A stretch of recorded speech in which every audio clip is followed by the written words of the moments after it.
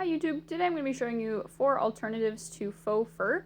So whatever you're crafting, sometimes you need some fur for it, and we don't all have a huge amount of money to be spending on yards of it.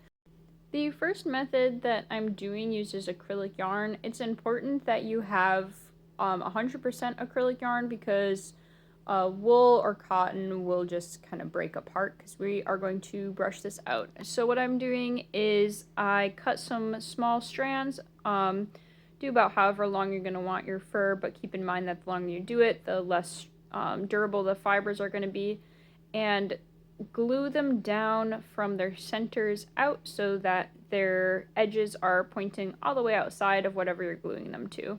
I'm just using this mask to showcase. I'm also putting a kind of edge barrier along the edge here so that it just looks a little bit more finished, but this part is optional. Trimming everything down to make it look a little nicer, including the length of these because I thought that they just looked a little too long and I knew they were going to cause issues for me when I tried brushing them out. Now I'm using a slicker brush. It's important that you have a slicker brush. You might be able to use a fine-tooth comb, but it won't get it quite as fluffy as the slicker brush will. The slicker brush is just a really fine-toothed pet comb. And this is what it looks like. It's super soft, like incredibly soft, and doesn't shed too much. The second option is the most cost-friendly here. I have some polyfill stuffing. You could pull it out of a stuffed animal if you wanted. Then what I'm doing here is almost like spinning wool. I'm grabbing a little bit, twisting it, and pulling it into a thread. And then taking the center of that, kind of like I did for the yarn, and gluing it down. Gluing my finger in there as well, which kind of hurt. Don't recommend that. And then just repeat that over and over and over again. With the stuffing, you really don't want to do too long of fibers because this is just not a super strong fiber. And then I did along the edge do the same thing I did with the yarn, where I smoothed that transition into fur. Then comes the fun part. We're going to take a wide tooth comb, as wide as you can get it, because otherwise it's going to pull a bunch of fibers out. And you're going to very, very gently tease out any big lumps.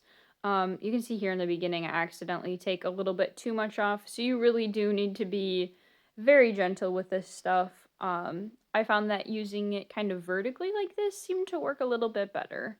And then there is some looser fibers that I ended up just cutting off to make it look a little bit more finished. So here's what that looks like. It is a more fragile fur, but it's very cost-friendly.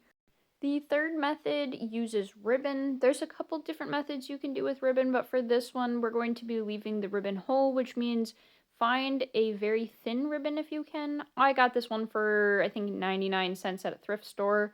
It's not too bad.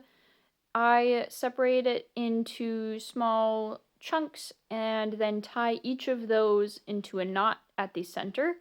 And then this center is going to be what gets glued to the mask. So go ahead and do that for as many bundles as you would like. The more bundles you do, the more full that the fur is going to appear. And just keeping in mind that the ribbon will still have a decent amount of space between each of the fibers because they are such big fibers. Which you'll see what I'm talking about in just a moment when I start gluing these on.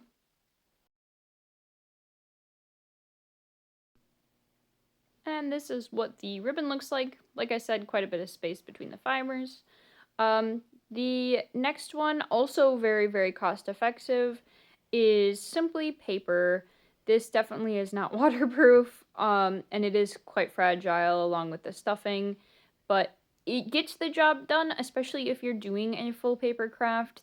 This is a good method to go with. So what I'm doing is cutting the paper into big fat strips as long as you'd like your fibers, and then I am creating this almost grassy texture by cutting really, really thin strips in there. The thinner you can get it, the more fluffy the fur is going to appear when you're done.